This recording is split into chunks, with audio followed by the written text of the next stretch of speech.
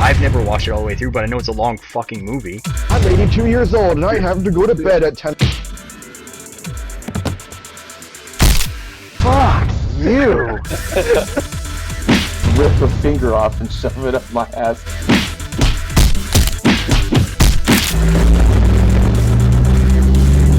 You always talk about the Fanboy Fight Club.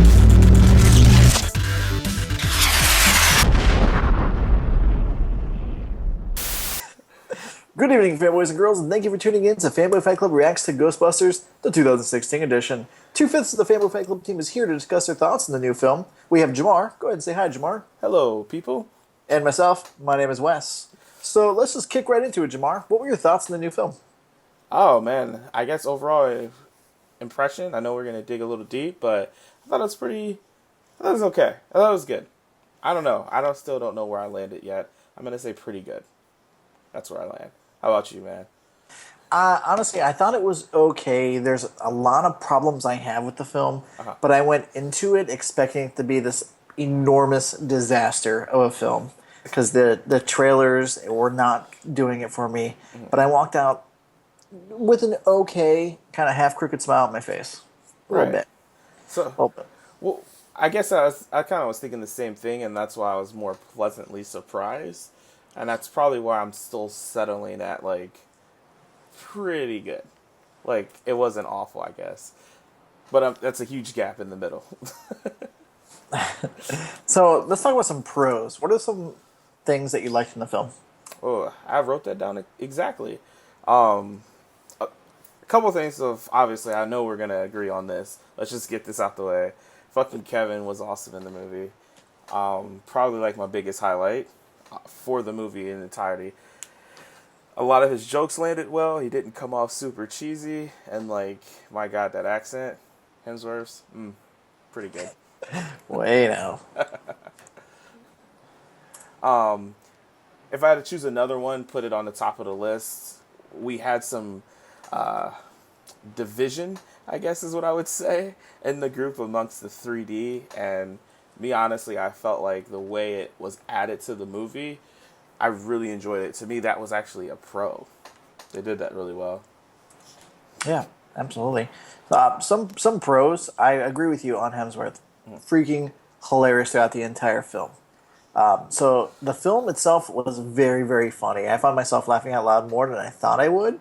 I thought the effects were done really well. There were a few moments where it really took you out of the film because they weren't done really well. But overall, as a package for an hour and 50-minute, 2-hour movie, the effects overall are pretty good. I was just kept thinking while watching it. I was trying to imagine the old school Ghostbusters, Earth One Ghostbusters, Perfect. and thinking about if I could see them in a film with those effects, it would blow my fucking mind. That's true. That's true. I agree with that. And then the last thing, I do agree with you. I'm not a big guy in 3D movies, and like you said, we split the group up a little bit. We all saw different showings because of 3D, but I hate 3D. The 3D in that film was freaking incredible. Like, the way the proton streams were coming out of the screen, the way the ghosts were coming out of the screen. There was a lot of gimmicky pop out at you, which I like that gimmicky shit. Right. But there's also a lot of depth to the film. Like, it worked very well for this film. Right, I agree. Like, the 3D for me, I mean, I'm impartial. I don't mind it. I don't think it adds a lot to a movie, but I don't find it distracting as others may. But, like, the depth to it, like, you hit passing outside of the frames with some, like, the proton streams and, like, just seeing the ghosts and stuff swirl around, that was, like, awesome. It actually added to the movie to me. It wasn't just like, oh, that's there. And, of course, the pop-outs were pretty cool. That's the first time I've seen a 3D movie since, like, I don't know, when I was in New York and went to, like, the 4D showings and stuff. But, like, the pop-outs actually felt like it was coming towards you. It was pretty cool. And it was like everything kind of popped out at you. For example, when Patty was smacking the ghost shit out of Melissa McCarthy's character. I can't remember the name. Was it Abby? I can't remember the name. I can't remember. Who gives a shit? When she was smacking the ghost out of her, I mean, just her necklace that says Patty was hanging off the screen. Like, just little things like that. I don't know. I felt really connected to the 3D and I liked it. Yeah, that's what good. What about some cons? Let's talk about some shit that you didn't like. Well, I put down on my list two things that I really felt like were just completely unnecessary and kind of distracted from the movie for me. One of them, and this is just stupid, but the fucking John's endorsement, like, so I don't understand how you have a movie based in New York City, where like, I mean, people will say that it's the best pizza in the world, but they ordered Papa John's pizza. No, that's not fucking believable. I believe the turtles may eat Pizza Hut, sure, because they're turtles. They eat anything, but I don't get like, you're like, let's just get pizza. What do you want? Papa John's. I'm glad you mentioned the turtles because I was going to say, but they eat Pizza Hut, and Right. arguably, I would say Papa John's is it's still cardboard bullshit. Right. It's still better than Pizza Hut because Right. Pizza Hut is like awful. But they're turtles, and it's fiction. Well, they're both fiction, but it's more unbelievable that a turtle would eat, or it's more believable, I should say, than a turtle would eat Pizza Hut than an actual human in New York would eat Papa John's. I don't like product placement in films because I feel like it really takes me out of a movie. Because you're right, it is fiction. It's a fake movie we're watching. Like we're watching people shoot ghosts, but yet a real live business is sitting on the table. It kind of takes me out of it. That was one. That was the one of the things. Not a big deal, but still kind of annoying. And well, it's been all over the internet, and obviously, if you're watching this at this point, you know it's gonna be sort of spoiler. But Slimer, it was just weird, just because of the new ghost. Like I totally understand why they brought Slimer in it, just like some of the other cameos, but like it was just weird because the new ghost had like more realistic forms, and then Slimer was just like completely out of place. And it was kind of weird. And he's driving a car, and I don't know. It was weird to me. That was the other thing. I was happy to see him, but it also was kind of just like, what? I like Slimer driving the car. I thought that was actually pretty humorous in the movie, but Slimer does tie into one of my cons. Right. Well, then I gotta hear yours. Okay. I have more than two. I would say three, but one of them can be expanded into like 15. Just saying. Again, I enjoyed the film. So con number one, I thought the bad guy was awful. He was just kept repeating the same stuff over and over, and his motive for releasing ghosts is people bully me. Well, everyone gets bullied. I was bullied. Like, come on, I'm not going to release ghosts. Like, he had the worst motive, and overall, it was the flattest character in the entire film. Agreed. I totally agree. And it's weird, just because of how the other characters kind of stood out to the fact, like, I don't even remember half of their names. I just know the actors. And then this guy was just kind of like, oh, yeah, he was there. He was a bad choice. Another thing I had a problem with is every single male character in the movie is dumb. This is some female propaganda if I've ever seen it. Like, and I went in like, I don't care. There's female Ghostbusters. Women can be smart. I don't. Right. People that say they can't be is that they're stupid. There's no women scientists out there. Come on. But all the guys were literally dumb. Like the dean professor was all like, "I want to give you the bird," Right. and you know, I mean, look at Hemsworth. He was borderline mentally challenged the entire film. Whenever he like was having problems hearing, he would rub his eyes. Like Right. every single male was written like an idiot. So thank you, Paul Feig, for that one. Right. I agree on that one. Another one is there was a lot of stupid shit in the movie. So I mentioned earlier that Slimer was in the film. I like Slimer. I thought it was pretty funny how he was just partying, driving around in a car. Right. But the Slimer female, what? Like, it made me feel really uncomfortable seeing Slimer, which is an iconic ghost or iconic character from my childhood, in a wig with lipstick on. Like, I've seen it in the cartoon, but he's dressing up in the cartoon for something. But just seeing another one next to the actual Slimer made me feel really uncomfortable. The logo is the bad guy. Come on, couldn't you just choose anything else? Like, you're getting close enough to Stay Puffed as it is, but you chose the logo? Like, Well, what were you going to say? I just want to mention the logo. I've never seen it in like a live form and like moving with legs and shit. So for a second there, at certain angles, the thing that hangs back almost looks like a KKK hood. So I just thought that was really weird. Paul Feig's propaganda. Yeah, it was like secret message underneath. Well, the only time I've ever seen the logo with legs is in the cartoon. There's the intro. It's like walking with his legs and his arms as the intro's playing. But I mean, again, that's just a cartoon. Like seeing Right. it in a live action movie doesn't work. Plus, it looks like Oogie Boogie from Nightmare Before Christmas. Oh shit, yeah, it does. Stupid. Another thing I thought that was stupid in the film is, and I mentioned this before on one of our podcasts, they shoot the ghost in the dick. Okay, spoiler alert, we're talking about spoilers this entire thing. You shouldn't be watching this if you haven't seen the film. Right. But the end, they shoot the ghost in the dick, and it reacts and goes, ooh, and grabs its ghost dick. The Which, ghost first off, dick. ghost dick doesn't exist, and you'd be seeing that thing flopping around. And then it lets go because it's grabbing its dick and gets pulled into some portal vortex. Like, what? I don't understand the humor behind it. I don't understand the thought process behind someone's writing this movie and like, okay, first we're gonna have the logo be the bad guy, and then he's grabbing a building, he's getting sucked into a portal. Oh, they shoot him in the dick. That's a great idea. So didn't like that. And the last thing I thought was a con for the film was the cameos. It was nice that they had the original Ghostbusters or Ghostbusters Earth 1 in there, but they were shoehorned in and they were all flat. Ernie Hudson was easily the best of all three of them. Bill Murray came in and was like, well, I'm Bill Murray. I don't believe in ghosts. And then died like that. Right. Died instantly. Dan Aykroyd's like, man, well, I'm in a taxi. I'll take you somewhere. And my accents are terrible. And I can't impersonate anyone, but I don't care. That's the funny part.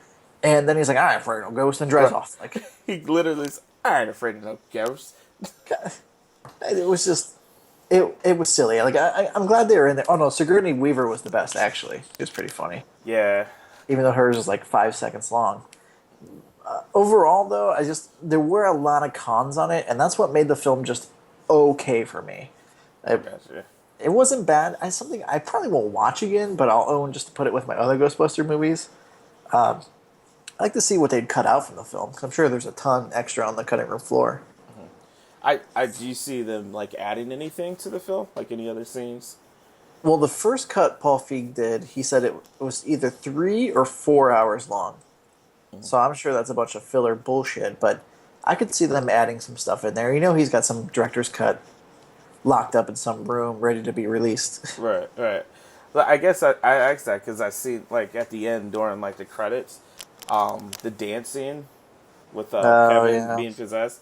I thought maybe they would actually add that somehow into the actual part of the film, but That's actually where I thought the film was going. Whenever Hemsworth controlled everyone and he made them all like point their hands up like they're doing Thriller. Yeah. I was like, oh god, if he makes all of these people dance right now, I may walk out.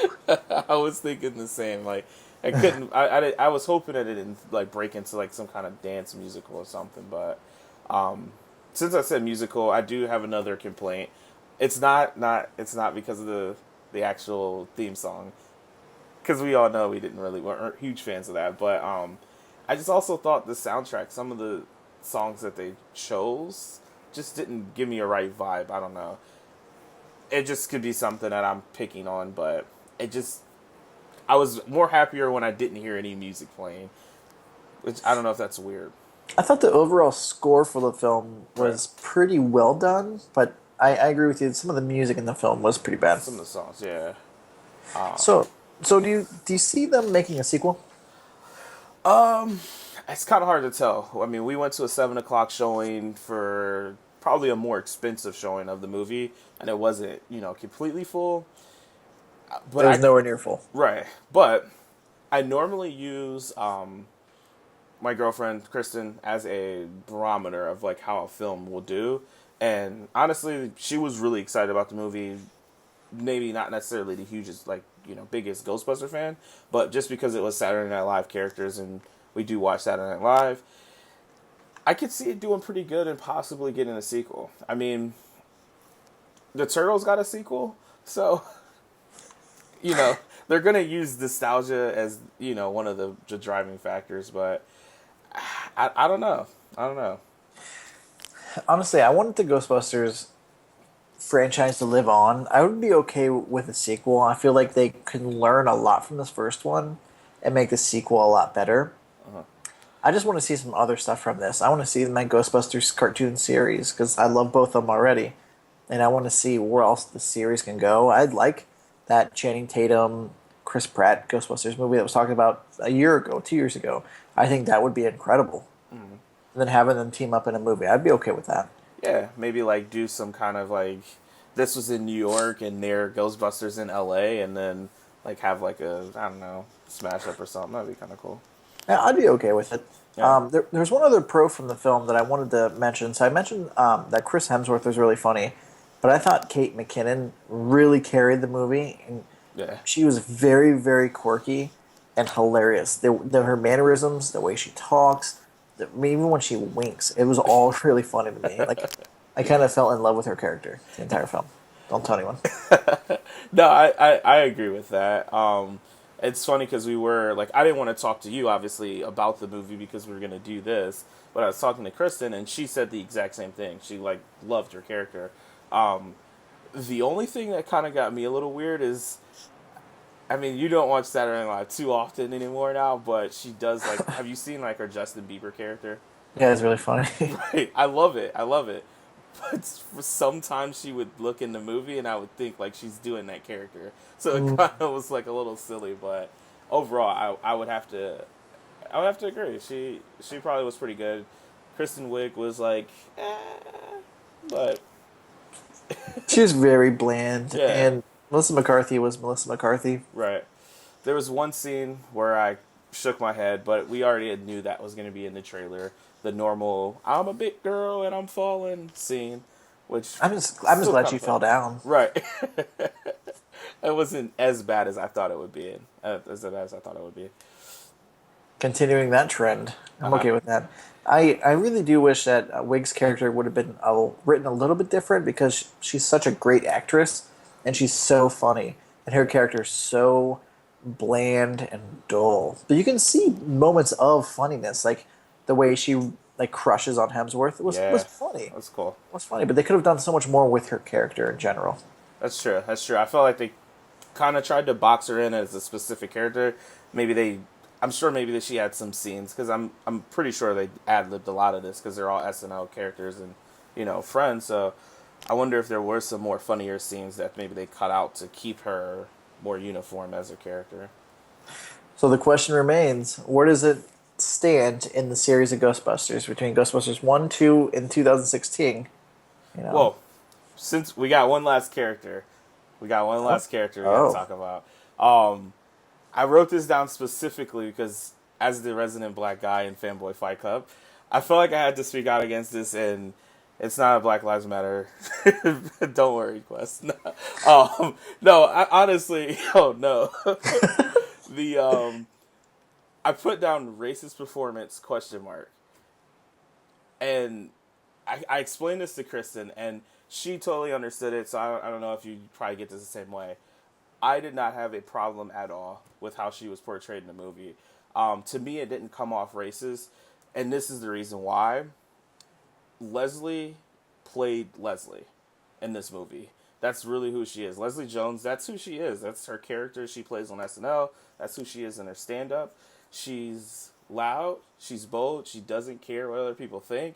And she, is her. So, I don't want them to catch flack. I mean, they're already getting a whole bunch of shit because of other things. But if you go to this movie, you sit down and you see it, if she makes you feel uncomfortable because she's the loud black girl, it's because that's Leslie Jones. That's who she is. So I don't think the writers actually intentionally made the character seem racist, and I don't even think it was.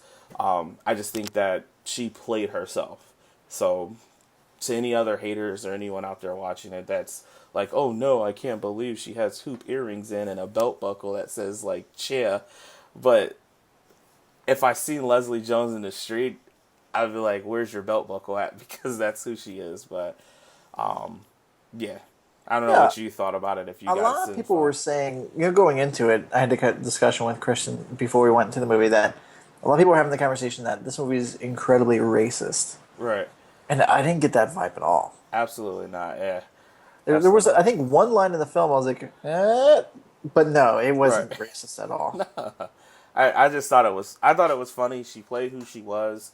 I guess Jake's friend, another member of Fanboy Fight Club, said that he found it to be really racist, and he couldn't believe she even took that role. And if you feel that way, you have never seen Leslie Jones in anything else, then because that's her. That's who she is. But yeah, I just wanted to get that on the record there, saying that. You know, since we're talking about black people, what about Sam Richardson popping up? Do you know Oh, who that is? which one? Sam Richardson. He was the cop in the in the basement. It's like we didn't order a stripper Clark Oh, Kent. yeah. Dude, that guy's so funny That's in hilarious. everything he's in. Yeah, and it was just like a one-liner. Although, I kind of wish they would have just said, "Hey, I'm stealing this from Kristen," which was a good point out again, girlfriend. But she said it would have been funnier if he said, "I didn't order a Thor strippergram." But Yeah, that was really funny. Marvel would have sued the shit out of him. I don't know. I mean, Thor. They don't own the name Thor. Yeah, that's true because it's like actually You know, it's more- Greek mythology. Like, Right. it's pretty much, open. Yeah, that's true. That would have been funny though. That would have been funny. But I really like that Sam Richardson. He's in a TV show called Veep, and he's one of the funniest characters in that entire show. See, I haven't watched V, but yeah. It's good. I need It's to well get worth a that. watch. But wait, we can go back to your question. You said, where does it stack up? Yep. Every time we always do these like rankings of like movies and stuff, like the Turtles and everything, I feel like I'm always prisoner of the moment. Like just because I have that good feels from it, I'd still put the first ahead. Just because maybe it was more relatable to me, the characters and whatnot, and just nostalgia. That's what I'm gonna say.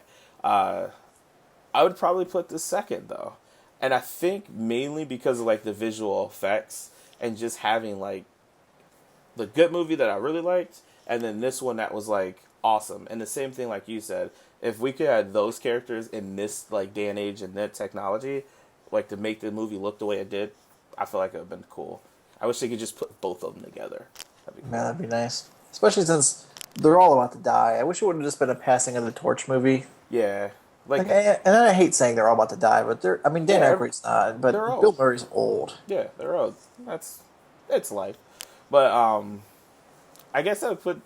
I don't really know where to put the rank. I don't have. They're kind of just like a toss up for me. I know you're more of a Ghostbusters fan than I am.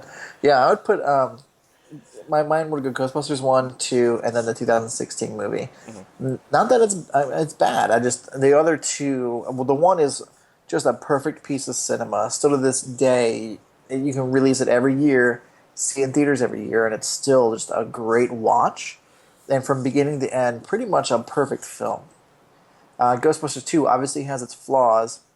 The wit's not there. It's not as well written. All the actors seem to be bored with the roles, but it's still a fun film, and it still resonates with me as a child.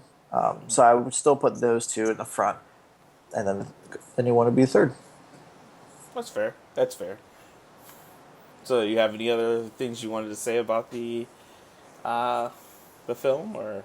No, I hope people really do give it a chance because it's not a bad film. It's a good way to waste, 2 hours. You can spend your money on worse things out there, and I really hope they do, give it a shot. So that way we do get a sequel because maybe not with Paul Feig at the helm, but I really do like the four group of females, and I'd like to see where else the story can go, especially if they go with that stinger that was at the end of the movie. Yeah. I would say the same. I hope no one like doesn't go see the movie because I'm sure you're gonna have people who are like, I'm not going to see it because it's women and blah blah blah. But after seeing like Rotten Tomato, I think it was at like maybe 78 earlier when I checked it, or maybe 75. I don't know for sure, but I feel like that's almost spot on. You know what I mean? Like 75 in high school really wasn't. It was passing, but it wasn't like flying colors. So I think that I kind of would stand. In comparison, it's at 75. 75. So yeah, that's. I would encourage people to go see it. Would you say 3D or no 3D? Oh, I'd say hands down 3D. Like, you have to experience the film in 3D. It's crazy awesome. Right. I wrote that down at the end and just said, like, if it's possible, some people, medical reasons and things like that, can't see it in 3D. But if you can, definitely see it in 3D. Well, the guy that actually did 3D is the same guy that does James Cameron 3D movies. So he really knows what he's doing. And I think that's one of the reasons why it was such a good 3D film. That's good, yeah. I would agree. It was well put together. I know I'm just so weird. I'm so excited about that, but it was just so cool. No, it was good, and I'm not a big 3D guy. You know that. I didn't want to go see any movie in 3D. I haven't seen a movie in 3D since Avatar because I hate it. Right. But this movie was. I don't know why I went to it. I just kind of took a shot on it, and I'm glad I did. It was a lot of fun, and usually the pictures are like dark because you're wearing dark sunglasses like glasses, but no, it was bright, it was vibrant, and it looked good. Yeah, that's good. So if you had to rank it out of 10, last question. Ooh. If you had to rank it out of 10, you were just talking about 75%. 75%. So I'd say I give it like a 7, 6.5. I'd say that's pretty fair. That's pretty fair. If we go off the grading system for school, then realistically, I would give it a 6 out of 10. Like, I give it a D. Like, it's not failing. It's not passing. It's okay. Right. But if I'm going to just give it a real number out of 10, I'm going to give it a 5 out of 10 because that's halfway. That's halfway okay. That's halfway not okay. That's fair. That's fair. It hits more home with you than it does for me, so I think that's fair. So if you take that as word, then if you know us, that makes sense. Perfect. Well, Jamar, do you have anything else to say? No, I don't. Not at all. These are fun. Hopefully, we can continue doing more of these react videos and getting some more than 2 fists. But it's fun. It's fun. Absolutely. Well, if you made it all the way to this end, I would like to say thank you for watching, and I hope you went and saw Ghostbusters. And if you did, let us know in the comments what you thought of the film, and we'll respond back to you. Thanks for tuning in. Have a great night. See you guys.